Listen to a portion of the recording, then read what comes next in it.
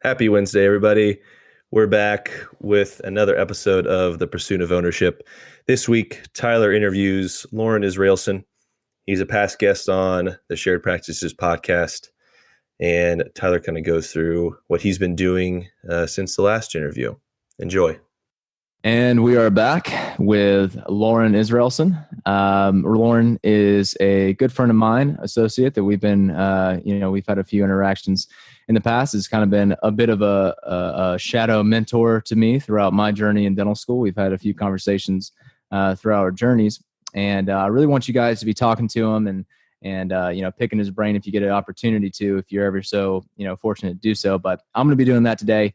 It's my turn, and I'm going to be learning everything I can from him. I think it's going to be a really interesting experience hearing from him because he's got a little bit more multiple practice ownership that we're not always getting a story on, and I know that's something people are always really curious about. So I'm talking a little bit too much, and I'll kind of let Loren take it away and tell us a little bit about his journey. Go ahead, Loren. Yeah, Tyler. So I graduated in 2018, so it's been about a year and a half since I got my license. I guess I don't know how far back you want me to go, Tyler, but I did a podcast with George. I guess it's almost been exactly a year and a half, right when I got out, about how I got into practice ownership and my journey during dental school to get into practice ownership. I had 2 practices under contract when I graduated. Bought one practice the day after I got my license. The second practice 3 months in, and then a third and fourth practice 6 and 8 months in, and then we just closed on practice number 6 December 31st. So I guess about 3 weeks ago. Anyhow, so it's been a whirlwind. It's been fun. It's been a lot of hard work. It's it's stressful. It's hard work, but it's something I'm passionate about and something I really love. And I wouldn't change anything that's happened so far. But yeah, so that's a brief background. Do you want me to go further into my journey into practice ownership, or do you want people just kind of go back and listen to that podcast? Yeah, I mean, we don't have to be redundant there or anything. So with you being a veteran and people kind of most of the people listening to this podcast have already probably listened to that episode, or they can certainly go back. So kind of catch us up, since that period, how things have been, how things have changed. I kind of want to know about what your expectations were of where you'd be at by now. Have you met your expectations? Have they changed? How has your experience been? So just, sort of an update would be really good. Yeah. What my expectations were at that point. I didn't really know what to expect, I'll be honest. Yeah. I didn't think it was going to be easy. I knew it was going to be hard, but I definitely didn't know to expect the things that have happened, Sure. It's been, I think if we were to go back and say, where do you think you're going to be in a year and a half? In my optimistic mind, I'd probably say we'd be at like 12, 13 practices. And so sometimes life tempers your expectations when you look back. But at the same time, if you told me when I was a D2 that I'd be a year and a half out of dental school and bought 6 practices, I would be ecstatic, because at that at that point I didn't expect ownership within that short of a period of time. So, sure. In terms of expectations, it's definitely hard to get a DSO off the ground in terms of time commitment. And I expected that. I knew that was probably going to happen. I think some of the things I didn't expect were HR stuff, getting team members to buy into a vision. And I remember in dental school listening to all the podcasts, people talking about, should you keep team members on? Should you let team members go? And a lot of that, I feel like people would say it depends on if they're getting paid too much or not, if it fits within the budget. And my experience has been partially that, but more so It's just if you acquire a practice and you move in and the team buys into you, you keep them. And if they don't buy into you, it's not gonna work out. And it's definitely better to know that ahead of time. Well, not necessarily know that ahead of time, but know that as soon as you can. Sure. And make contingency plans accordingly. I think that's one of the biggest things we've learned is don't keep bad talent. There's no reason, there's really no reason to keep a C player when you can be shooting for all A players. And I mean, that's easier said than done, of course, because every time you hire somebody new, you're going through a transition period. But every time we have gotten rid of C players, our practices go up. During the first year, it was really hard to think about firing somebody. Number one, because I mean, there's multiple things you can be afraid of, right? Like you can be afraid of litigation. You can be afraid of just, are we going to find somebody to replace them? You can be afraid of, are we going to find somebody that's good? Are the patients going to care? Are the other team members going to care if we let somebody go?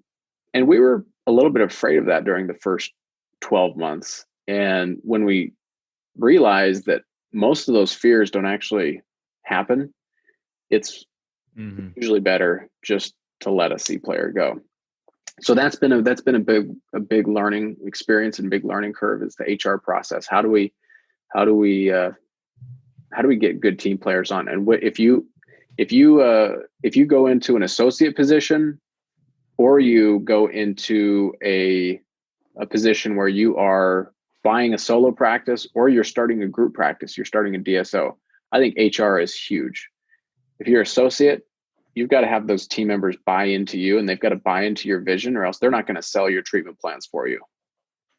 If you are buying a solo practice, you got to figure out real quick if those people are on your team or not.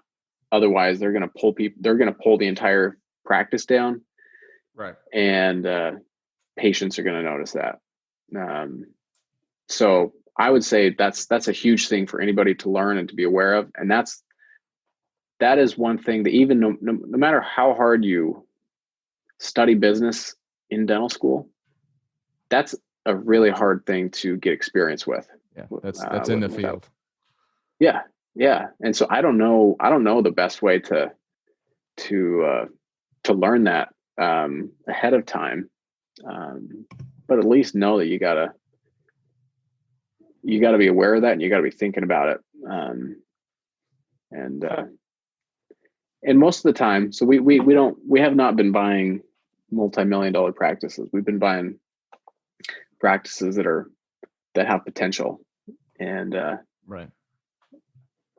Most of the time, practices have potential because their team members weren't living up to what they could have been doing.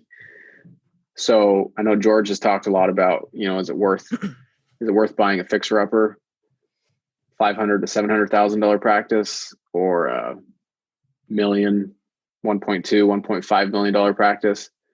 Well, the practices that are fixer-uppers that are doing less than $600,000, they're there because people aren't being rock stars generally. Right. So it's almost like, because of what you're trying to build and what you're looking for, it's almost inherent that there's going to be some C players and things that need to kind of, be, cleared away, and you need to kind of help unlock that potential. So that's pretty much what you're looking for, what you're asking for, and the problems that you're actually looking to have more often than not, right? Yes. Yeah. So I'm really glad that you brought that up, because currently the main Share Practices podcast is in season 5, and most of the emphasis is on leadership. And I think, nice. Yeah, absolutely. Right. It's good stuff. And Richard actually recently just had on his father, who has done a lot of lectures on a book. You're probably familiar with it, Crucial Conversations. And yeah, I love that book. Yeah, right. I assumed you would be familiar with it. So, can you kind of tie in maybe some of the things that you have learned that you've been able to utilize, things that you were able to learn from books, and things that just, you just have to, go out and you have to do it, and you have to get some reps in and have those crucial conversations, which I'm sure you have pretty often. Can Yeah, kind I of had one expound on that a today. little bit? Had one today between my a dental assistant and another team member that we're not getting along. Right. But yeah, I read that book probably 5 times, and I still Wow. feel like I do not I do not have it down.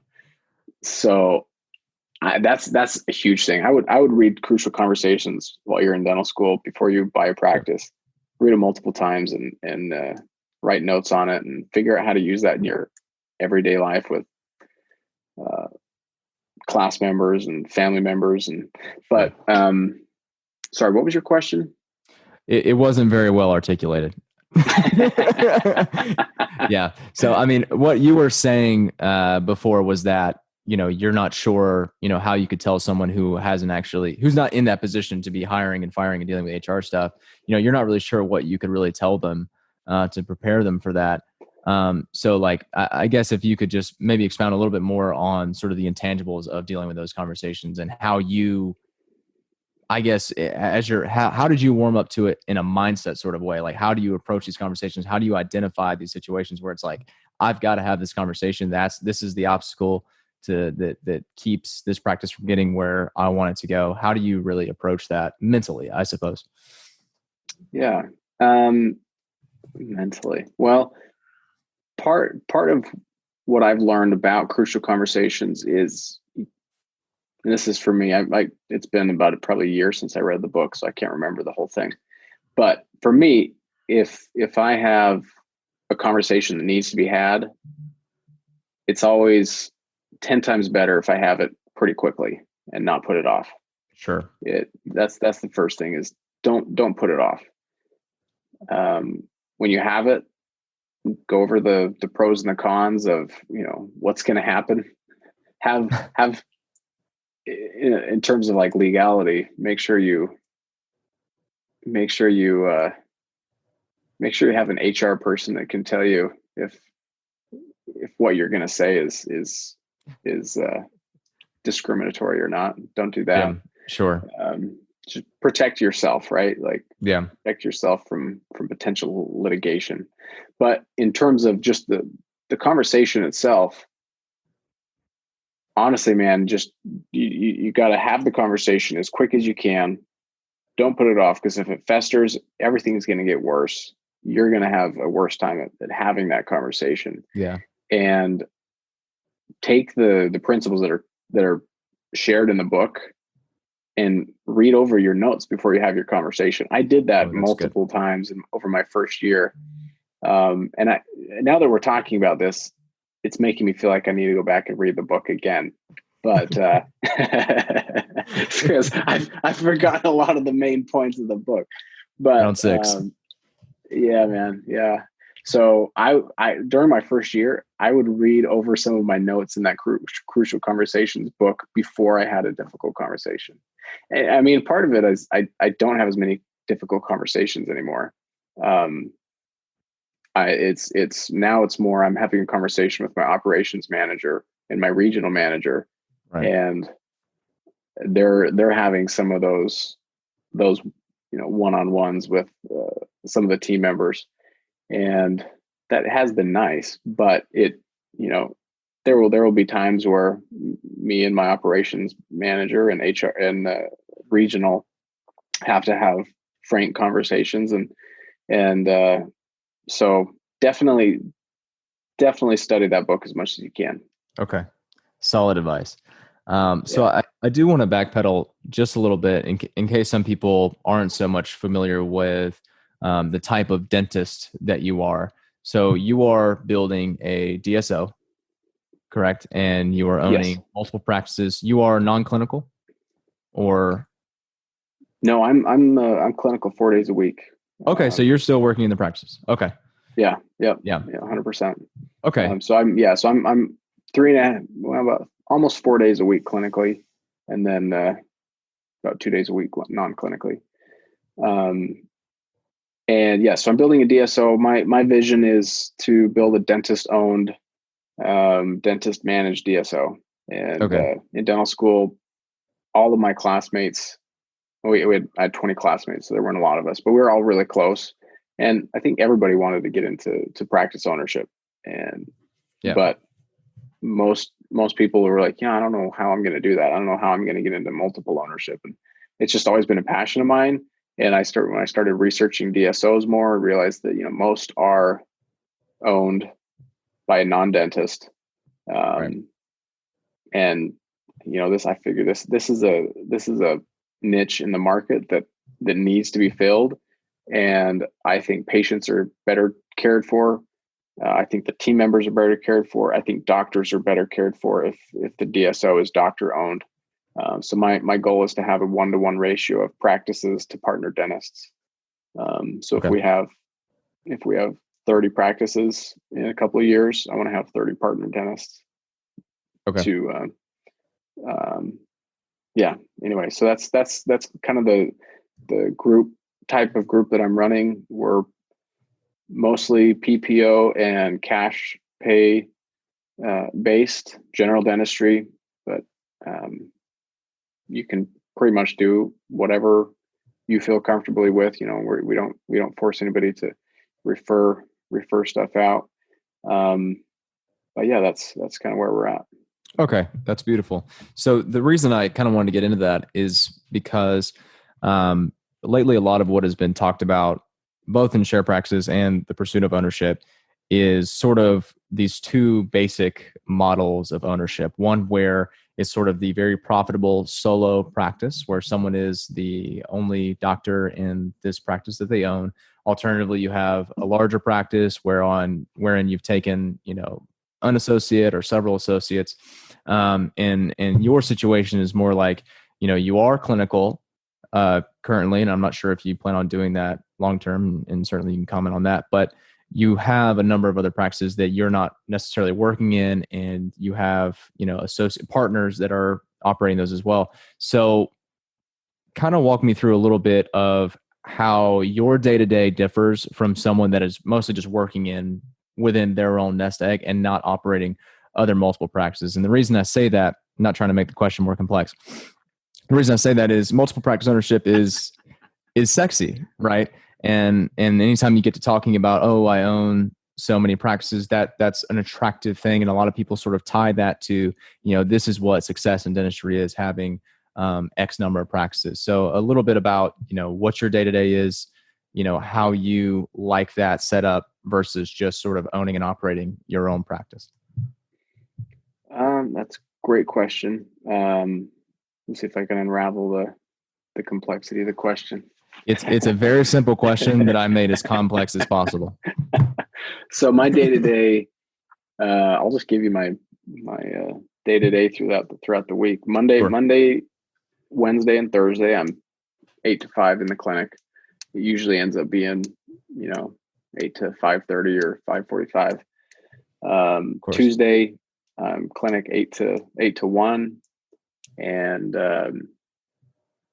then Tuesday afternoons and Fridays all day, I'm either doing meetings, hiring and firing, recruiting, retiring dentists, recruiting associate/partner dentists, doing training meetings. I do all the financial side of the company, like the CFO side.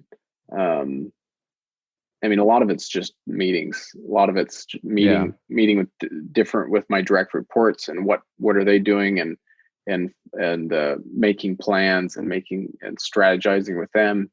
A lot of it's building systems, strategizing systems to use for the various aspects of the business, whether that's recruiting or patient marketing or financial systems or billing systems, right, or HR systems.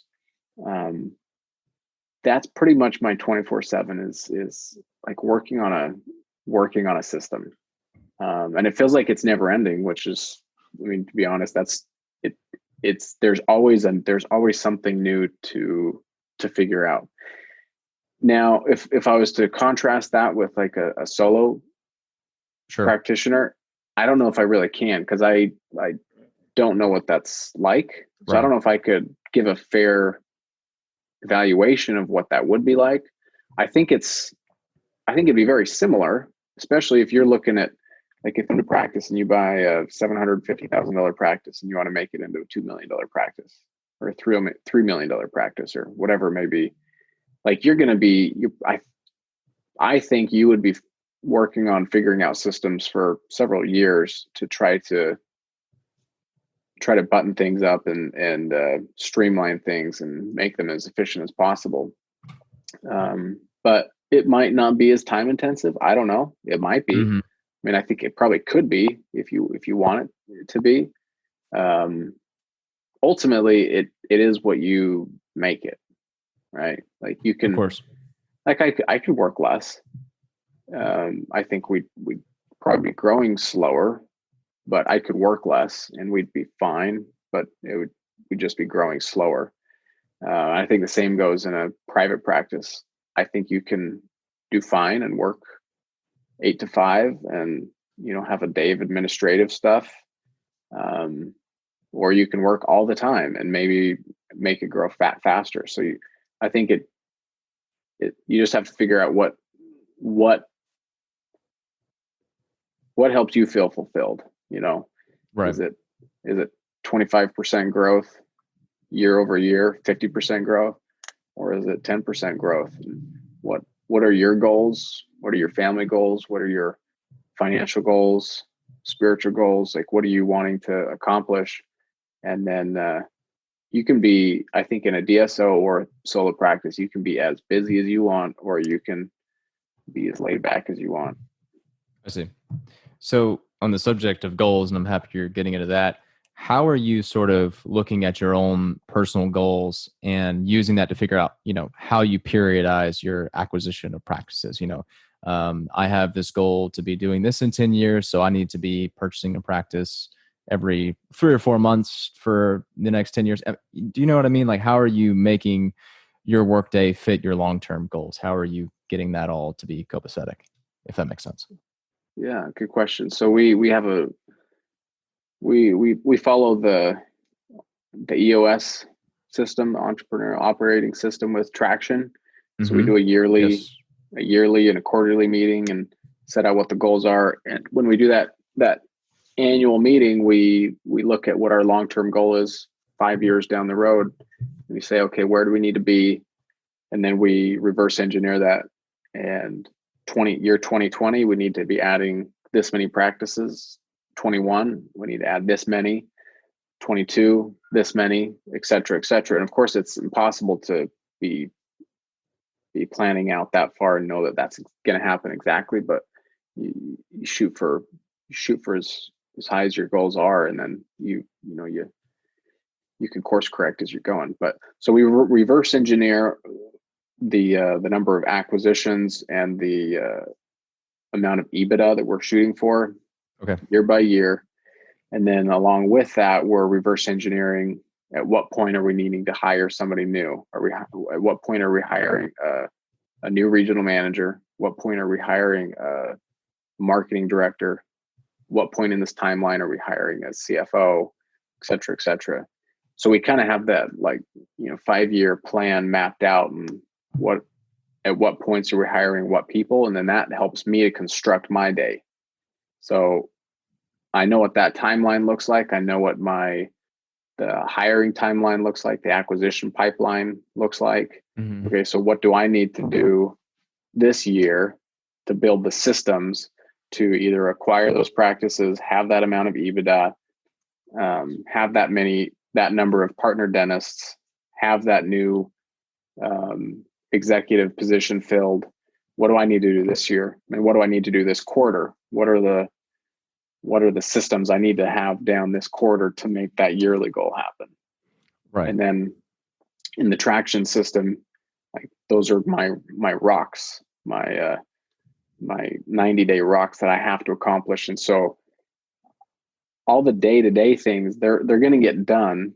I've got a to-do list that's way too long, but all those things are going to get done if they're pressing enough. Sure. And so having those rocks helps me to step back and say, okay, what's the most important thing for me to be doing today in order to make this next thing happen? once those 90-day rocks are finished for this quarter, then we'll relook at the yearly goals and make new 90-day rocks for next quarter. Does that make sense? Yeah. For the most part, I think you summed it up pretty nicely, actually. Yeah. So it's all about looking at the long term and then just reverse engineering it. That can work in solo practice as well. Sure. Where do you want to be? I know a lot of the guys that and girls that listen to this, they love the Justin Short model, right? Make good money, invest in real estate, and be financially free within a short period of time. So where do you need to be in 5 years to do that? Right. Like, what point do you need to be at? How many rentals do you need to own? How much of that's going to be financed?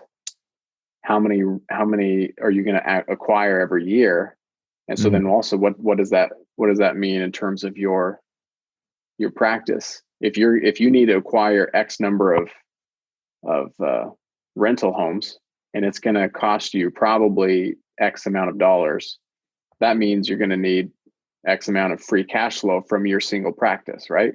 Yes. So you just reverse engineer that as well. And if you need that much money from your practice, how are you going to get there? And that's how you reverse engineer your 90-day rocks, your 90-day goals to hit your financial freedom if you're doing a single location, right?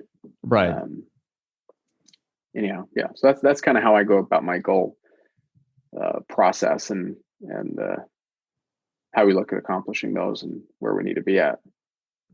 Yeah, no, I like that. I mean, I like that you have, a system that allows you to take those sort of far off goals and actually backtrack them and say, okay, this is actually what needs to be done in the next 90 days to a year, what have you. Because I mean, if you have goals like that, as you said, financial freedom, there's a lot of factors that work into that. There's a lot of things that need to happen. The likelihood of all those things just falling into place at the right time to where you eventually reach that goal just haphazardly is slim to none. Next to zero. So, exactly. Like, you have to be systematic about it, and you have to be approaching everything, with specific timelines. And I don't think that's necessarily specific to multiple practice ownership. Just as you were saying, I mean, you could boil that down to what you're doing in dental school or, whatever phase you're at. So that's a really good plug for the EOS system. I like that. Yeah.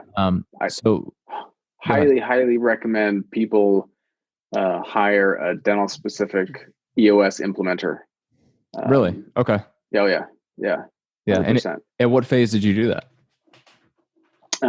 Well, I wish I would have done it a lot earlier. We started about 5 months ago. Really? And, okay. I've been in contact with one for like a year, and I kept on talking with her, and we can't afford that yet. We can't afford that yet because we already hired multiple coaches. It felt like just adding another coach. Yeah, I don't know if we can. I don't know if we can also fit that into the budget. Yeah, but it's been 100% worth it, and I wish I would have done it earlier. So. We have a DSO coach, executive coach that definitely I would not be where I'm at without him. Cool. And then just multiple other coaches that we've had a couple people with like insurance and billing. I'm trying to think of all of them right now, but we've had multiple coaches. We've had multiple different coaches. We still have our DSO coach and our EOS coach. Most of the other ones were just short-term, real temporary stuff. So, but coaching is 100% worth it. If you're going with Justin Short and his group, or if you're going with a Traction EOS coach, or a shared practices coach. Shared practices coach. Yeah. Yeah. Sorry. Shameless plug. Shameless plug. 100% go with a coach. Okay. You'll go much further. I feel like everybody I know that has a coach are much further ahead than their peers. And so a plug for hiring a coach, even if you feel like you can't afford it, an EOS coach or shared practices coach or a Justin Short, they're Mark Costas. I know he does coaching. Mm-hmm. way worth it. Way worth it. Excellent.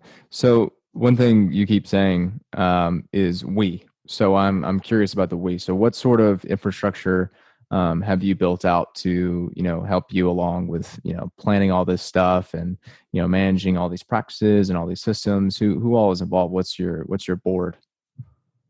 Yeah. I guess I say we kind of generically because okay, I think of we like as my entire company, sure. Which when I say we, I guess I feel like my wife's also involved. my wife, my DSO coach, my operations manager, my HR manager, our regional manager. So when we started out, it was just me, and Right. I had 2 associates, myself, office manager in each office. Quickly, right out of the gate, I realized I needed help, and I hired an operations manager. And he's been with me pretty much since the get-go, and will eventually become a partner in the practice in the DSO. Okay. And then let's see, about 6 months ago.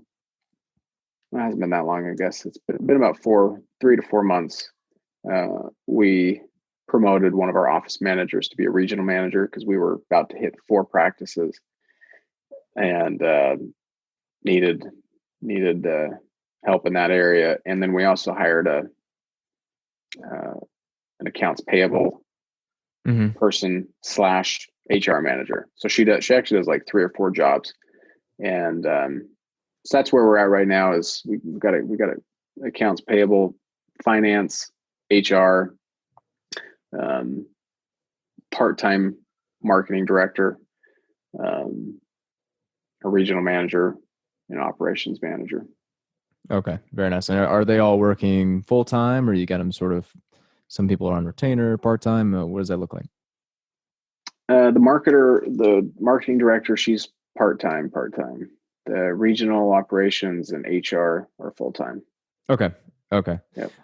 So I think one burning question that's going to be on a lot of people's minds as they're listening to this, and this was probably explored a little bit in your last episode, but can you talk a little bit about your access to financing early on? So you said you already had 2 practices that were under contract. Talk a little bit about how you got into that, how you pivoted that into purchasing more practices. You now have 6 a year and a half out. How has the financing process changed from when you were, pre-grad to new grad and now being a year and a half out? How are you thinking in terms of financing now? Yeah. So I had made relationships with banks while I was in my 4th year of dental school. Okay. I hired my DSO coach while I was in dental school, and he helped me approach banks, and we shared my business plan with them, and kind of at that point we already had a couple of practices under contract, and we had them under contract for seller financing. Okay. 15 and 20 year amortized loans. And I think the combination of that, the bank saw that I was serious about it. I was able to negotiate pretty good terms on the practices, and having the business plan and the DSO coach. They saw that I was pretty serious about what I was doing, and so they took us seriously. And a huge part of that was having the DSO coach and his experience, backing me up. So, of course, but they've got to see, they want to see performance, right? And right. But so they told us that they'd work with us, and so my first 2 practices were seller financed. The third one we did finance through the bank, and that was, I guess, six months out of school. The fourth one I paid cash for. That was a $20,000 purchase, so that one wasn't too bad. And then yeah, the 5th and the 6th one had both been bank financed. So, and with the bank, we just have certain covenants that they want us to be under certain debt service coverage ratios, or over certain debt service coverage ratios, and under certain debt to EBITDA ratios. And yes. So as long as our performance is hitting certain metrics, they're comfortable to continue financing us. So I'm always going to shoot for a seller financed note. the bank wants us to put everything through them, but we don't have any, Of course, obligation to do that. So I always shoot for a seller financed note before taking it to the bank, because the seller's got way more skin in the game, right? Like yes. even if they're leaving and we're going to replace them with an associate, if you're holding the note, you feel a little bit obligated to try to help me Right. succeed. They're right? on your side all of a sudden. Yeah. yeah, they're on my side, and I've seen it the opposite way too. When a seller doesn't do a seller finance note, as soon as they get that big fat check, yeah, they're riding off into the sunset. they don't feel as much obligation to you. So sure, yeah, that makes sense. So that's kind of where we're at with financing. Okay, yeah, very nice. I like that. And one thing I do. I mean, it's not necessary to get seller financing, right? But if you have access to the seller, like if you're going through a broker, it's going to be harder. It's going to be 100 times harder to sell this. But if you have access to the seller, I sit them down and we look at what they're asking for the practice. I show them my valuation spreadsheet. This is kind of where we're at. This is what your EBITDA multiple is. I walk them through my valuation, and then I walk them through and I say, there's multiple ways we can do this. You can get paid out 100% from the bank, or you can, the other end of the spectrum is you can get seller financing. And I show them my loan spreadsheet that shows them how much they would make in interest, depending on what the interest rate was over a 3-year balloon payment or a 5-year balloon payment, so that they can see I could increase the sales price of my practice by X number if I seller finance, plus the fact that they're going to get hit with a lot more taxes if they. So, like for instance, the guy we just bought a practice from December 31st, he's probably going to end up making 30% less on his practice, because he decided at the last minute not to do seller financing. Wow. Because he's got his entire salary from 2019, right? Everything that he made in 2019, which I think was 300,000 or so, 300 plus. And then on top of that, he sold his practice for, I'll just tell you how much we paid for it, 400,000. And so in 2019, he'll have $700,000 plus he sold a house. So he sold a house, and so he'll have some capital gains from that. So, and that puts him in the highest tax bracket. Yeah, of course. If he would have spread that out over 2 years, he would have saved a lot of money. But at the last minute, his wife didn't feel like it was worth the risk, and so they didn't. And that's fine. We ended up getting better terms from the bank, and it ended up working out okay. But so I share that with them, and I share, this is how much you'd make in interest. This is how much you're estimated to save on taxes if you spread it out over at least a couple of years. And that tends to, a lot of dentists are really open to that. I think most people think that's not an option at all, but if you help the seller see the options and see what is possible, I think they'd be a lot more open to it than you'd realize. Yeah, and I think that definitely goes a long way in showing that you've done your homework and you're prepared to handle that debt and handle that financing as well, because you're showing, I've got the spreadsheets, I know what the numbers look like, I know what it looks like on both of our ends for however long we're going to be in this relationship here. So I think that that's definitely going to help build confidence. So what kind of like terms are generally attractive in that sort of situation to a seller in terms of seller financing? What's sort of the pitch that you're generally giving? I tell them prime plus one, which I don't know what prime is right now, but I think my first two that I did seller financing on, it was, I think at the time prime was like 5.25. So I think my loans are 6.25. Okay. But it was, they're amortized over 20 years, the first one. And then that's, it's got a 5 or 6 year balloon payment. Yes. So we'll refinance with the bank at that time. And then the other one was like a 15-year AM, fully amortized. So I'm just paying out over 15 years. I don't mention anything about a prepayment penalty. If the seller brings it up, we'll talk through it and just get favorable terms on a prepayment. But and I don't think any of mine have a prepayment penalty, actually. So that's one thing to look at. Down payment. I haven't had to do any down payments yet. So try to get out of doing any kind of a down payment unless they want to see that you've got a little skin in the game. Right. But ultimately, you could probably get a better loan through the bank. But if to me, it's important that the seller has skin in the game. Yeah. Because I feel like the transition is going to go a lot better. So seller financing isn't the end all be all. If you can't get financing, it is, right? Mm-hmm. But you could probably get better financing through a bank in terms of interest rates and in terms. But if you can't get financing, you got to get seller financing. Because I've talked to other dentists that are soon out of school, and they weren't able to get financing for 2 years. Yeah. So that affects you.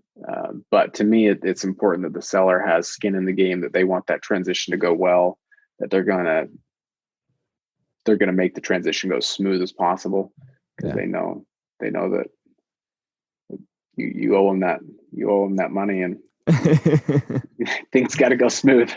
Right. Yeah. So I can see there's sort of like an unquantifiable benefit in having the seller have some skin in the game. And also, early on, if you're coming right out of school, accessing seller financing may afford you some opportunities you might not have had if you were strictly going through banks, is kind of what I'm picking up from that.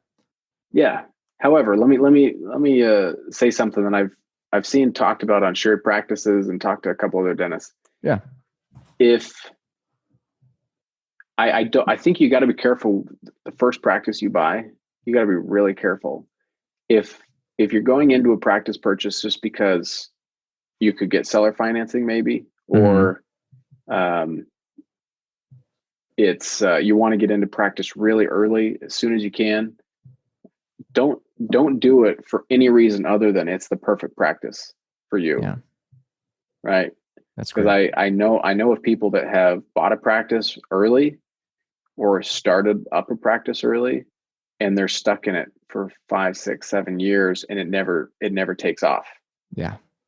And financially, you would have been ahead to take a killer associate job. Yeah. And take a couple of years to find the perfect practice with the perfect financing and the perfect place for you to live. Yeah. So practice ownership is sexy, but it's not sexy if you're stuck 5, 6, 7 years in it down the road and have not been able to make it into something great.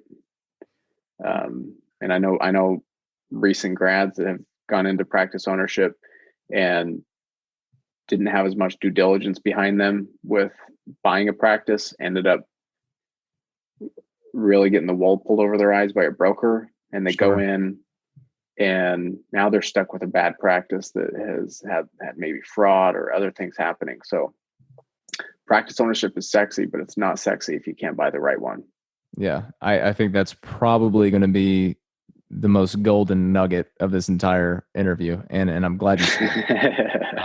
Because I've definitely I've been complicit in building up that idea that you want to get into practice ownership as soon as possible. And, that's how you're going to get on top of debt and get into financial freedom. But ultimately, one thing we do talk a lot about is being able to evaluate practices, understanding what the cash flow is actually going to look like, getting the right sort of financing, and make sure you're finding the right opportunity that, is amenable to what you want out of life, where you want to be, the kind of money that you're hoping to make.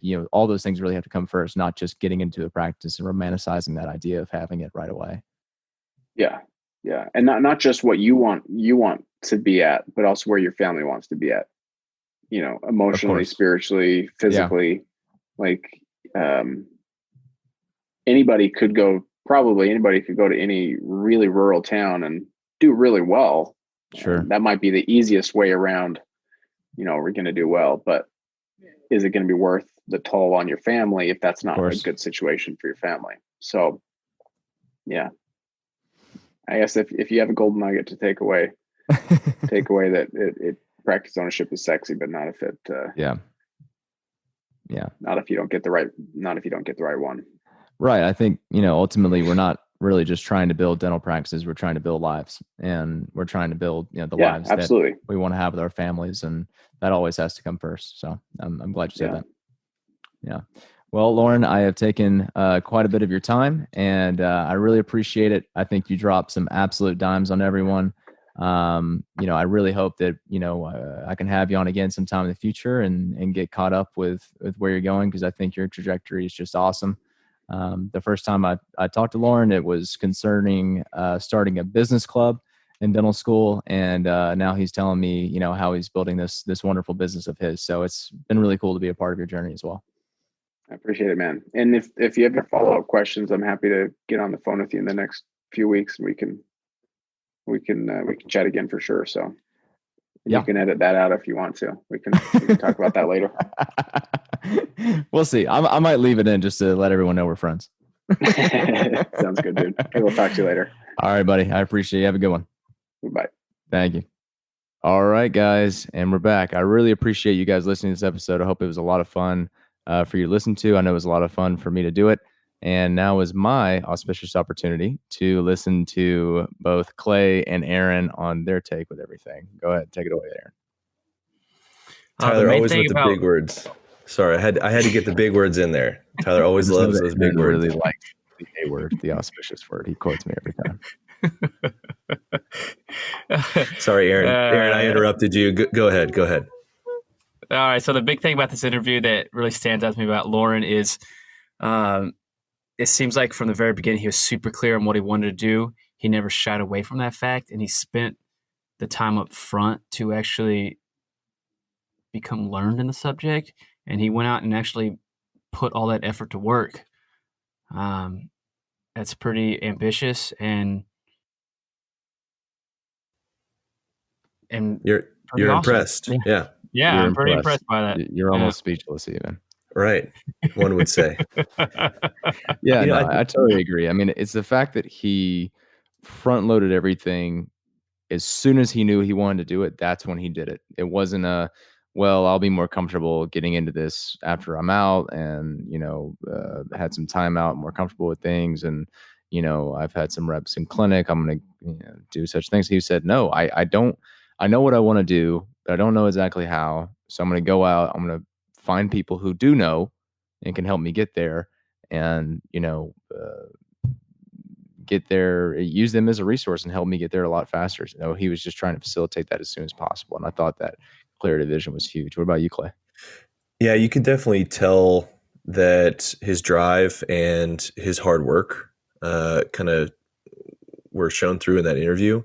And like you mentioned, Tyler, just the fact that he knew that where he wanted to be, and so he went out and found those coaches that could get him there. That's probably the biggest thing. Another thing that you guys touched on was sexy practice, multi-practice ownership, right? And I don't, I think he kind of put more realistic spin on it and saying, hey, like, it's a lot of hard work. We are buying 6 practices. There's a regional manager, there's office managers, there's a lot of different moving parts that, even he didn't know necessarily what he was kind of getting into. But I think, he put a realistic spin on it. Right. I mean, I think a lot of what we preach, and certainly what George preaches, is, a pathway to getting into a predictable level of success and finding a level of comfort, sustainability as soon as possible. I mean, we can vouch for the fact that George sends us, photos all the time of his feet up on his desk, or, taking a 2 or 3 hour lunch. And, there was certainly a lot of hard work behind that as well. I mean, I can't act like that's an easy thing to do. But I think what Loren is working on right now is, really putting the wheel to the grindstone and just absolutely putting in that work very early on and building that infrastructure so that, later on, I think it's going to become a lot more autonomous, but for now, he is absolutely a working cog in that machine that he's building. And I still think it's absolutely admirable. But at the same time, I think it's really good to kind of get a reality check for people out there to just think, oh, I got 6 practices and I got 10 practices. And like the number of practices is not directly correlated to, your level of success in the dental industry or your level of comfort. So that's just something I really wanted to highlight with this episode for sure.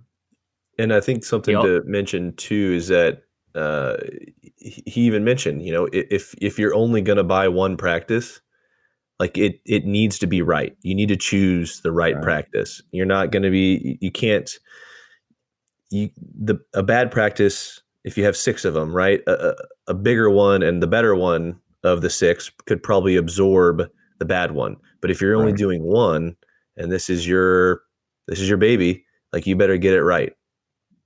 Yeah, absolutely. And there's also kind of a difference in the buying strategy that Loren has. He tends to get cheap practices and does, easy fixer-uppers. He picks out variables that he finds he can revamp rather easily. Ideally it's the sort of variable costs, and he's able to bring in his, systems and his scale and make everything a lot cheaper and also boost production and turn things around. Whereas usually we're preaching that you go into a practice that already has, very good margins. And when you go in there and you start reproducing production, there's just wonderful cash flow right off the bat. So it's a little bit different. And a lot of times we're willing to pay a premium for that. Right. So it's a, very different situation. Yeah. I thought it was very tactful with using owner financing to actually be funding these practices. Not only showing the doctor the interest that they would make, off that loan to convince them, but also not bringing up the prepayment penalty. I kind of thought that was interesting, so that if he did have a balloon note or anything like that, in a couple of years, he gets refinanced into better terms once it becomes more profitable at that point, and the banks would really be wanting to actually get his business. And I thought that was a really, really interesting little spin that he took. Yeah, I was really happy that Loren was willing to kind of get into the grit of, how that financing works and kind of give people a little bit better idea of what seller financing really looks like and what you're ultimately able to, offer the seller. And, having the seller have some skin in the game and be tied somewhat to the success of your practice, I think can definitely facilitate a transition. So it was interesting to hear about that. Yeah, I think that's a quick way I think that works perfectly for him, right? Like he's trying to get these practices in his network. And something that he mentioned too is that he tries not to have a down payment, which, that's, if you're just starting out, like that's pretty huge cash flow. He cash flow is still king. So. Right. It's always king. Yeah. Well, I know that many of our listeners are probably going to have tons of questions about this episode. And I know there's a lot more to get into. So Loren kindly offered to do more episodes on the subject and more specific subjects if you guys have any questions. And I would love to have him back on. So what I really want you guys to do is, reach out to us either on Facebook or sptheinterns@gmail.com.